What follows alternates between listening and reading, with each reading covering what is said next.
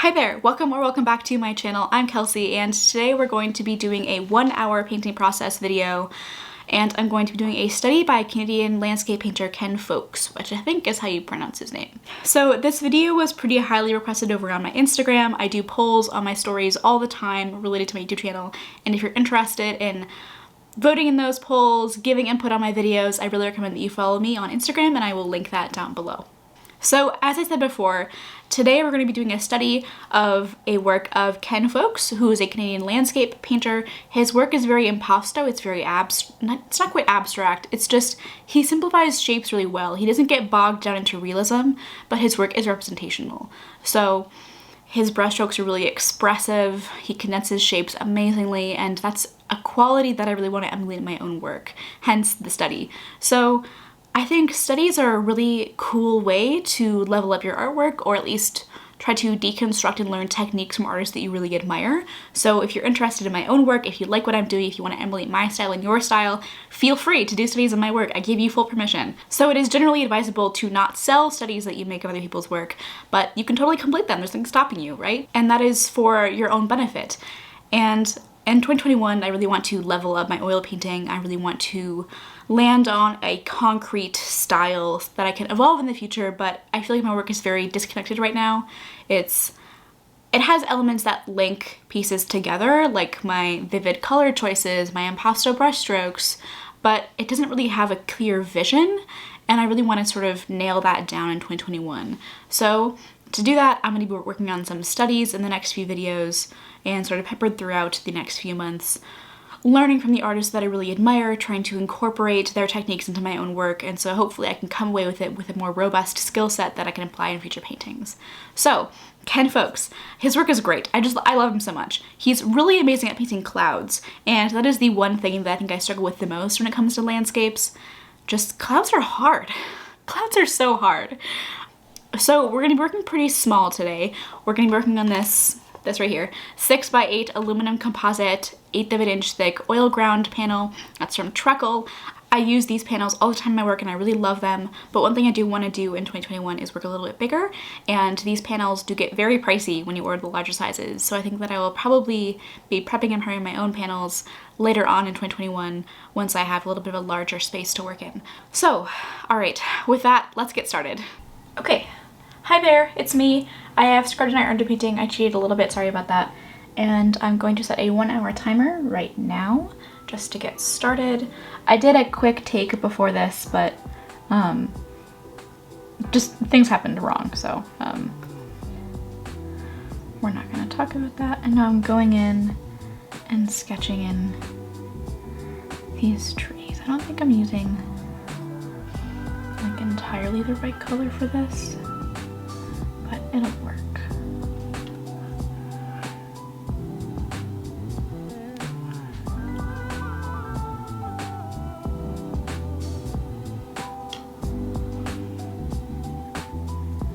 Oh, I am kind of quickly realizing though that I might not have just like mixed enough paint. It looks like Ken Faulks' style is just really impasto. Like, more impasto than I really anticipated.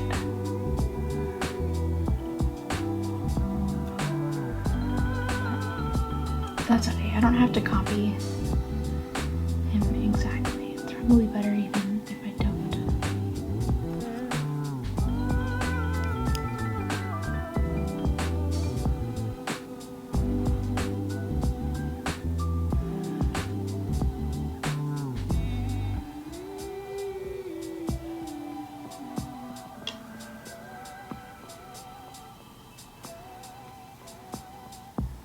I can tell that he probably uses a decently stiff brush, because you see how frayed my marks are looking? Actually, no, you don't. There you go. Now you see how frayed my marks are looking. Sorry you were out of focus there. I wasn't paying attention apparently. Okay, I'm going to mix a little bit more of a browner green. I'm realizing that I didn't mix my colors quite dark enough.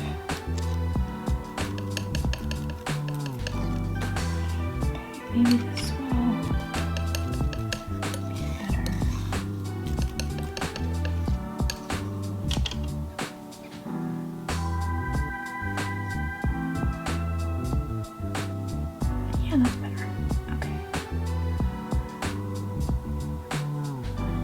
Anyway, what I was saying was, I think that he used, or he uses, pretty sure he's still alive,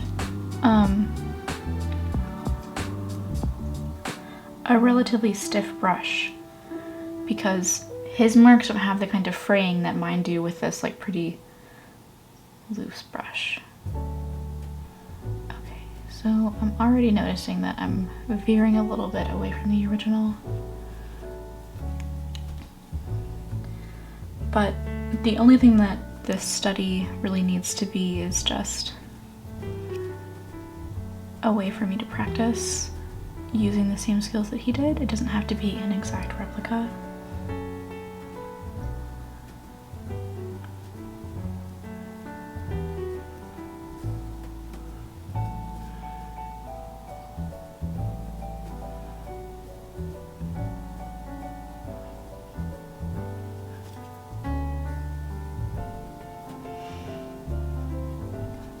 I had to take a break actually because my camera was dying. I hadn't charged it last night, and so I took the opportunity to charge that and edit another video. So the video that I edited is a vlog, and that should be coming out, I think, in a few days after you're seeing this video. So I'm gonna upload this one on a Tuesday, and then the vlog will be uploaded on a Friday. I'll be changing my upload schedule in 2021, uploading one video every week consistently. That's my goal. And then every other week on a Friday, I'll be uploading a vlog. Just something kind of chill.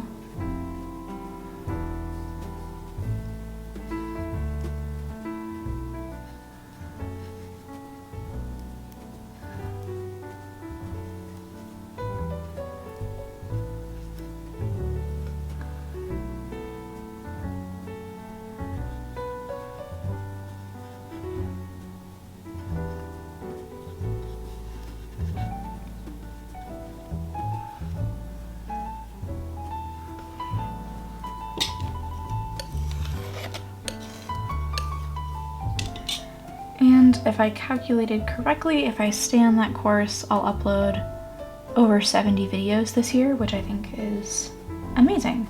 I think if I can reach that, I will be very happy.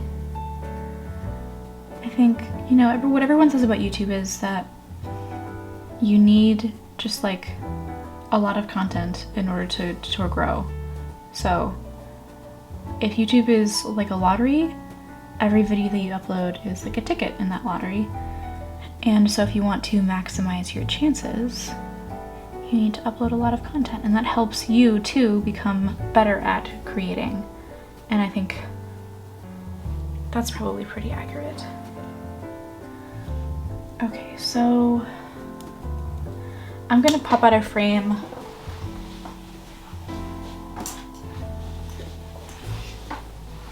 So I popped out a frame for just a quick second and did that so I could grab this brush.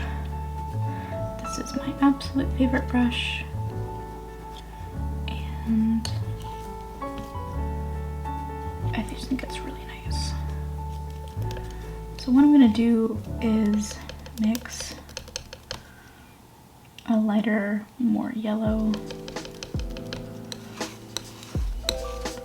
kind of olive green,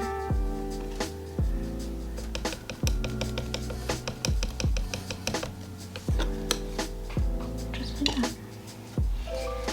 Okay, so with that I can go in and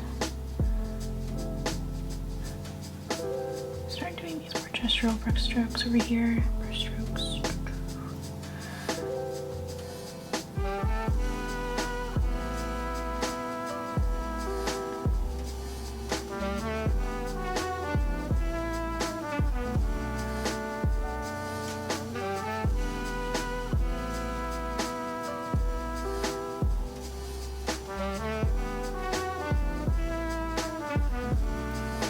So I'm looking at his technique.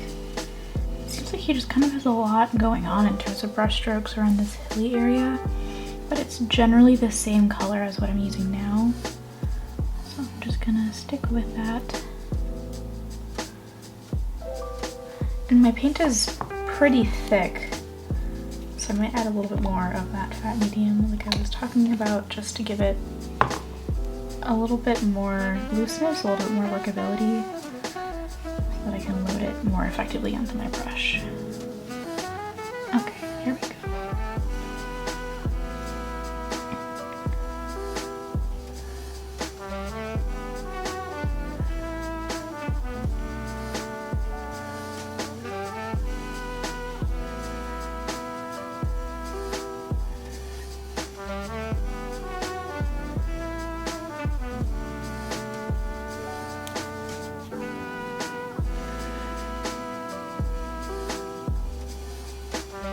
Now I'm going to focus more on these trees.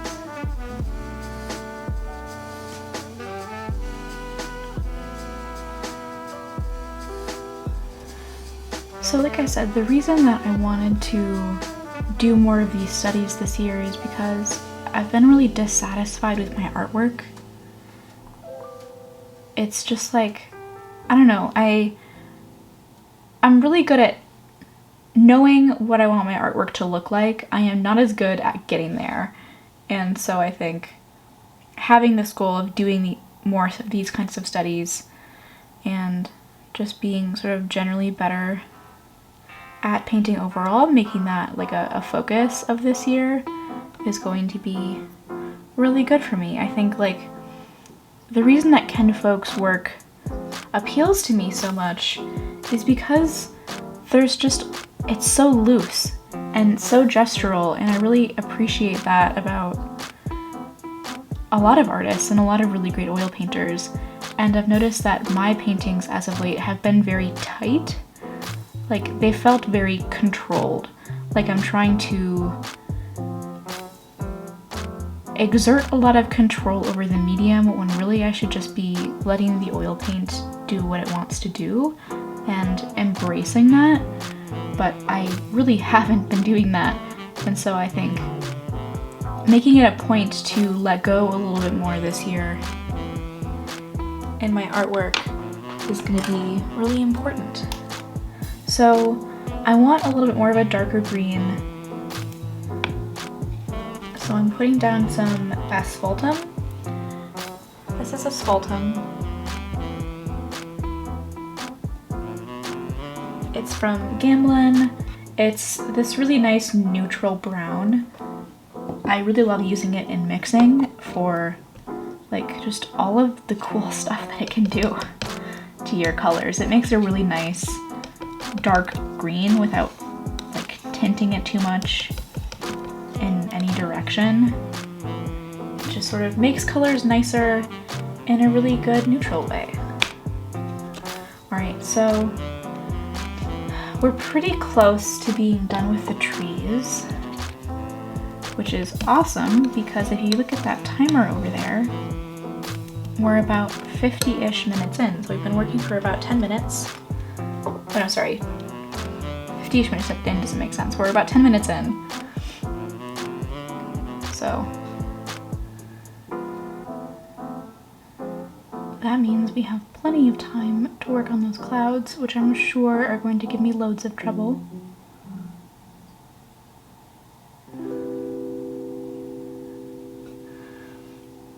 Okay. And I think the smaller trees are always just like that much harder, because there's just so much information that you have to convey in just so few brush strokes.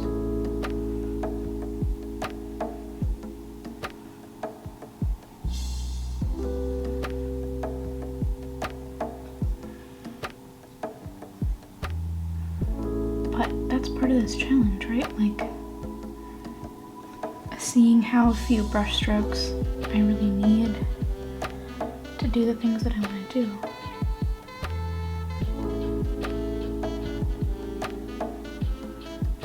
I'm gonna bridge that. And then we have like this smaller, more scraggly tree. I don't even know how he made all of these weird marks. But but he worked a little bit on a larger scale than we are right now. I think this painting was originally something like 11 by 14. So he had a little bit more room to make these like looser, tiny brushstrokes talking about this tree. And I'm working on 6 by 8, so I really don't have a lot of room. But I think that works pretty well. You know, I'm gonna get a little bit more of a browner kind of color.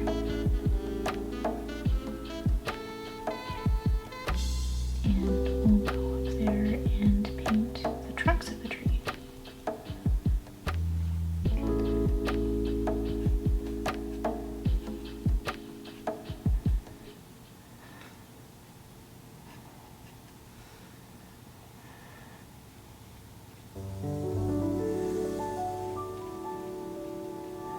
And I forgot these little areas.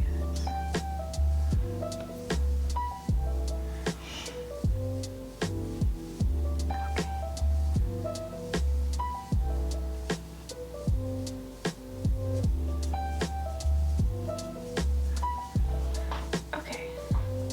So that's pretty close. I'm gonna zoom in a little more.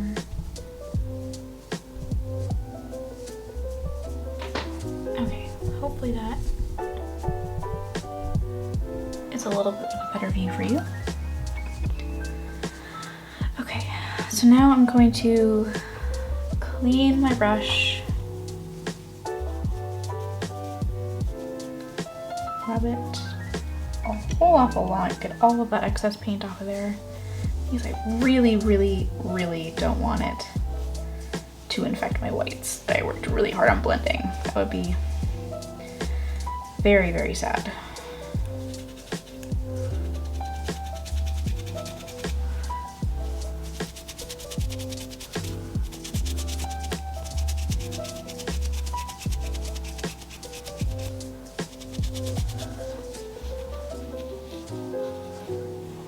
Okay.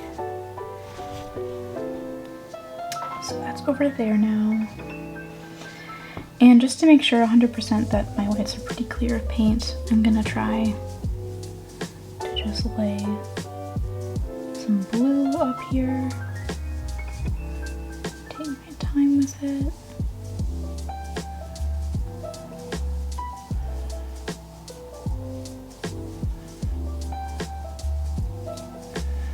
The blue doesn't really want to layer very much, or doesn't really want to stay clean.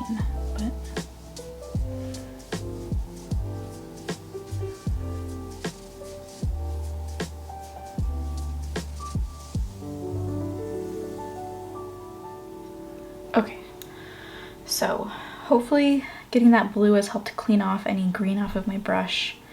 And now I'm going to work the blue also off of my brush. And we'll jump in with the lighter colors.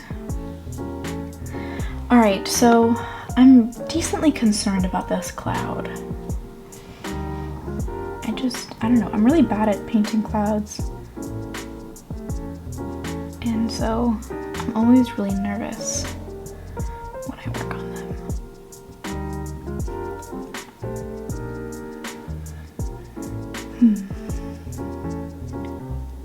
Okay. Just sort of sculpting in the left-hand corner, sort of where the cloud is in shadow, working with my warmish gray blue kind of color and occasionally bringing in a little more of the blue gray that I have. And being careful to try and paint around the green as much as I humanly can.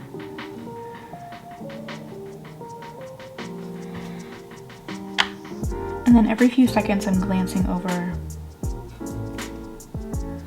at the reference photo that I have pulled up in Procreate. Okay, this dips down and then back over here.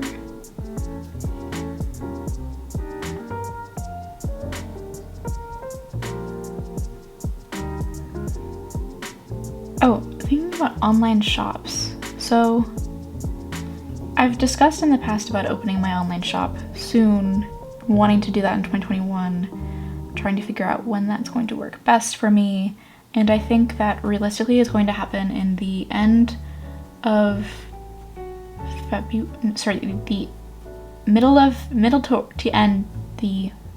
to end of February or the first few weeks of March. I keep pushing the date back because life continues to be really uncertain and I have to get the money together to order that initial stock and to, you know, scan my work and all of that. And I think oil paintings are really difficult to photograph. I might have to go to a special place to get my work scanned, and I'm not sure how all of that works. So I'm gonna have to teach myself how to photograph my work if I can't find someone or afford someone to do it for me, and just sort of figure that stuff out as I go. Ooh, I picked up a little bit of green, so I have to clean off my brush. And we're working in sort of the lighter gray right now. I probably should have made my grays a little bit cooler in anticipation of them getting a little warmer in response to the yellow, but I admit that I just kind of did not really think about that. But okay, I think this study is coming along pretty well. I might do a series of Ken Faulks studies just to learn from him. I feel like just the way that he paints clouds is really refreshing. It's not that complicated the way that he does it. It's just like a few brush strokes and, like, you know, you're being pretty expressive about things, and I really appreciate that in oil painting. I don't really like it when paintings are really tight. It feels like they kind of miss something. That's why the work of Singer Sargent is so beautiful. I mean, he just really understood brush economy and how you could convey so much with just so few brush strokes. And I just have always really admired him as an artist. He is definitely just one of the really amazing great masters.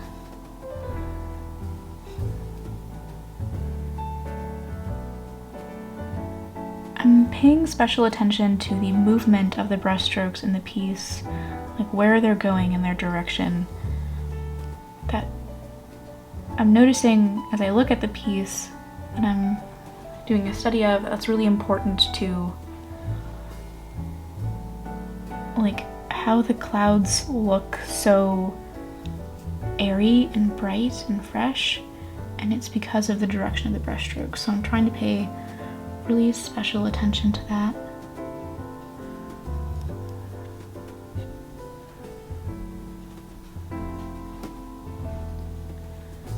Okay. And every time I shift to a lighter color, I'm making sure that I clean off my brush.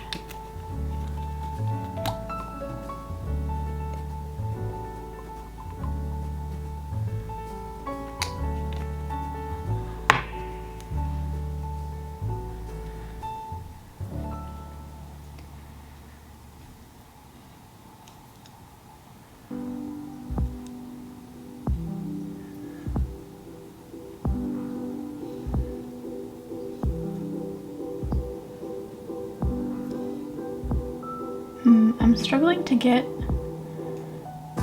these whites as opaque as I want them to be, and I know that's because I didn't wait before painting after the yellow.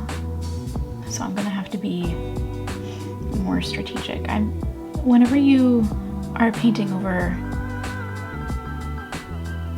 a wet ground color like this, having a low angle can really help you not sort of scrape up as much wet paint underneath.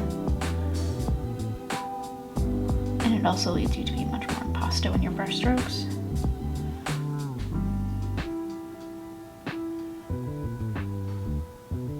But it also means I'm gonna have to go back and make those marks over that I just made in that darker gray, because it looks like this lighter color is much more present, and that's not really what I wanted to convey. Alright, so now I'm working in pretty much just straight white. And again, using that sort of lower angle. Trying to make some of these same marks.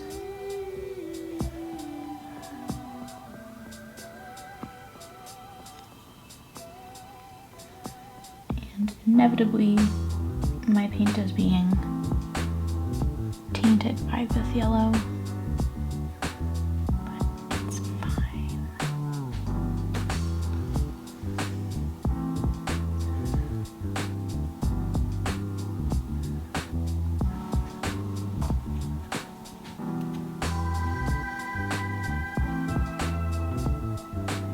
In a few minutes, my camera is going to hit recording for 30 minutes, and then we're going to switch angles.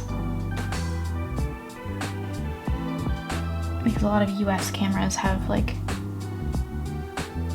this thing where you can't record for more than 30 minutes, or it's a camcorder or something, and so camera manufacturers, up until like I think this year,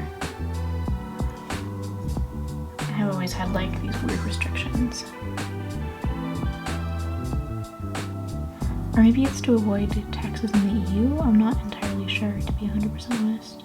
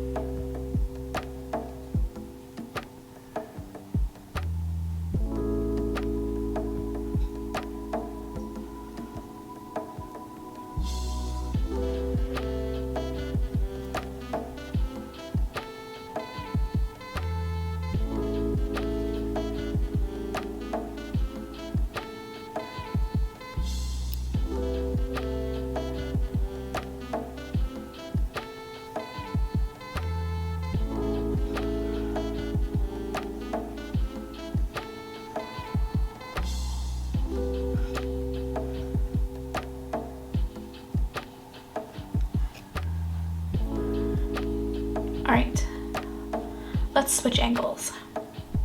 And we're still chugging along on these clouds. Just trying to get a really low angle.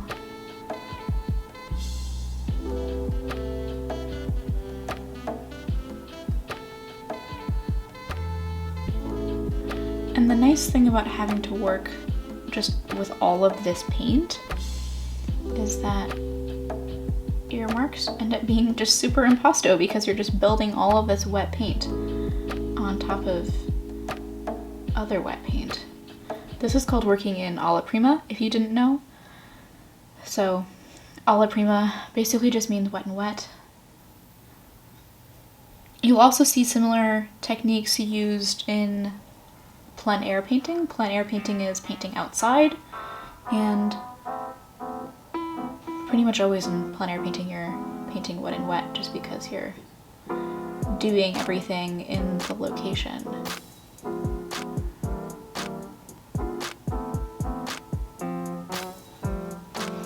Okay, so I need more white paint.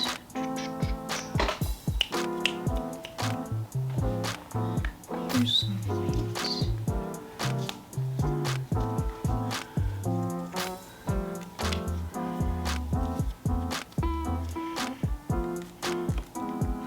Okay, I think I got hopefully enough. I am ever so slowly running out of white paint. It's pretty frustrating, but I'm leaving Alaska, I think, in a few weeks, so I don't know if it's really that prudent for me to order more here.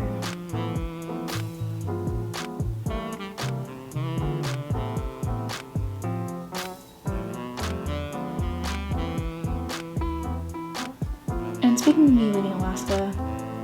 My boyfriend and I are currently discussing going back to Minnesota decently soon.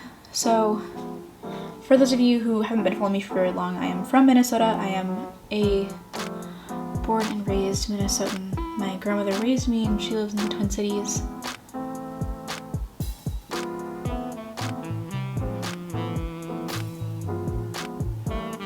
And she's amazing and I really miss her and I want to go back soon.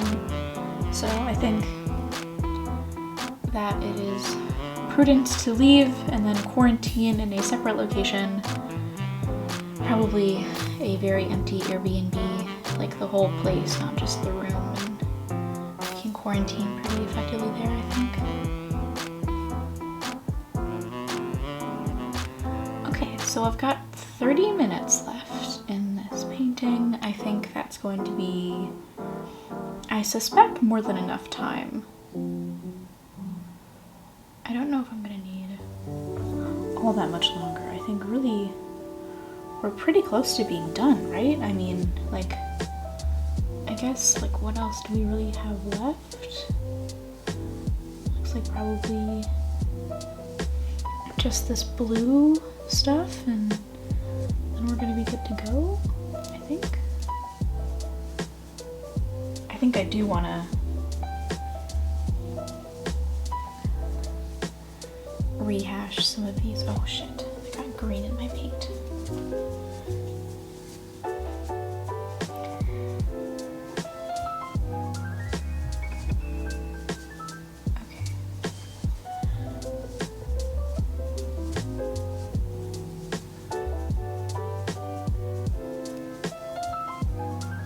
Yeah, I wanted just to make these areas a little more impasto and try to get a sort of more of this yellow around the tree to go away so that it's just more of cloud.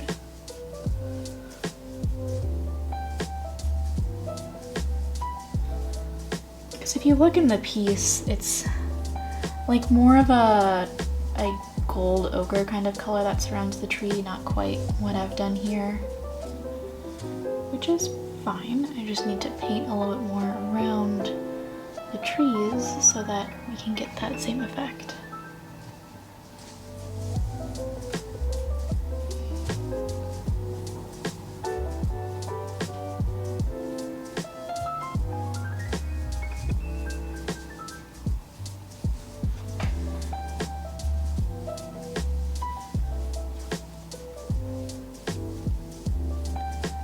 And one thing that I did forget to paint is this guy up here. So let's make sure that we do that.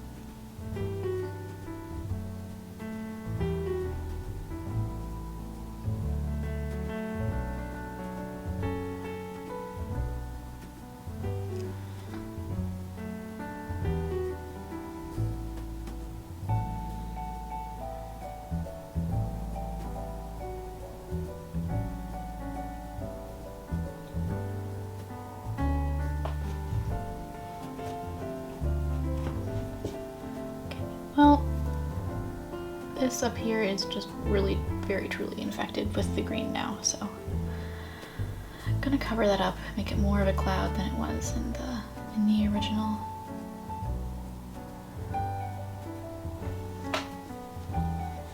Okay,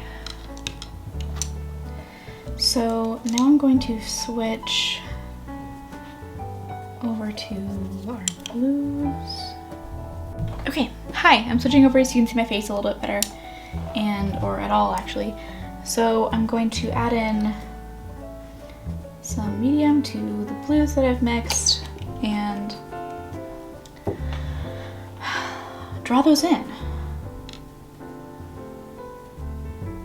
We're using a smaller brush. It's the Rosemary & Co. size 0 long flat in their evergreen line. And I'm just trying to load up my brush as much as possible with paint so that it's like a little less obvious that it's getting really infected with all of this yellow, though it undoubtedly, of course, is. And that is a little bit frustrating. More than a little bit frustrating, if being 100% honest, but that is sort of the price that you pay for not prepping your panels in advance and setting yourself with a pretty strict time limit.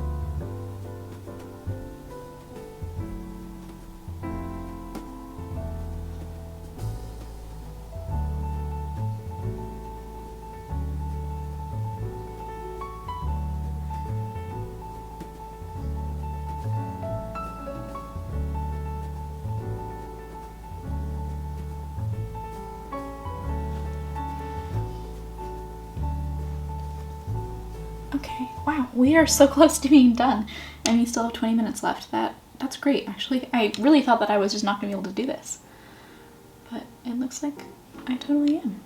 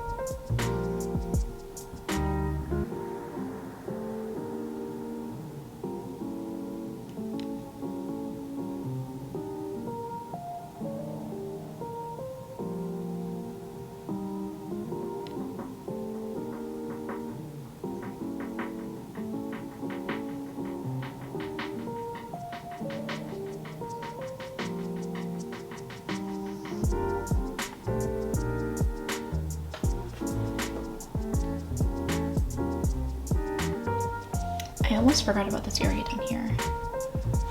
But it looks like this is just gonna be some pretty straightforward marks like this.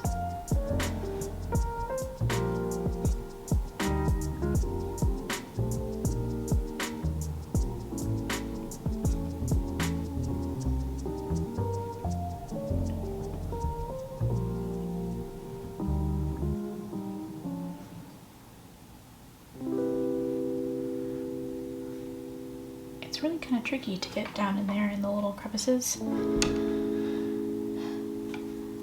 Like, you can see where the little bit down there that's keeping the panel in place is sort of preventing me from painting the very bottom, but that is a-okay. So it doesn't really take a whole awful lot.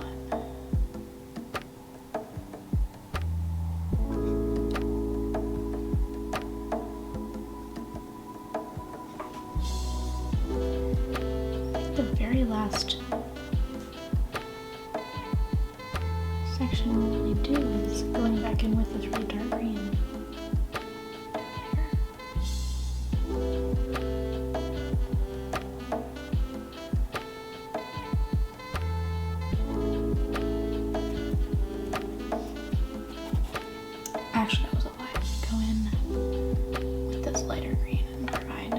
more texture down here. I feel like I sort of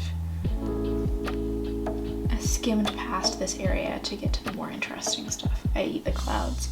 But now that I'm pretty sure the clouds are kind of done, I'm gonna go up here and like give this a little more attention.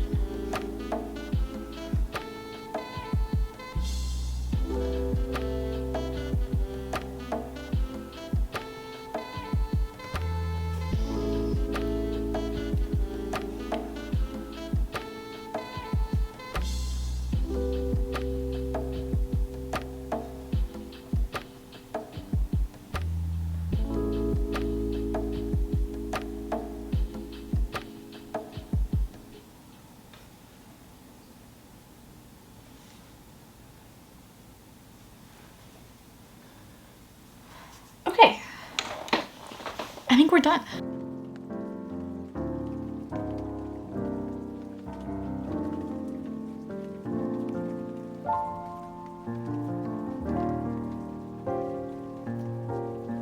All right, well, that's it for this video.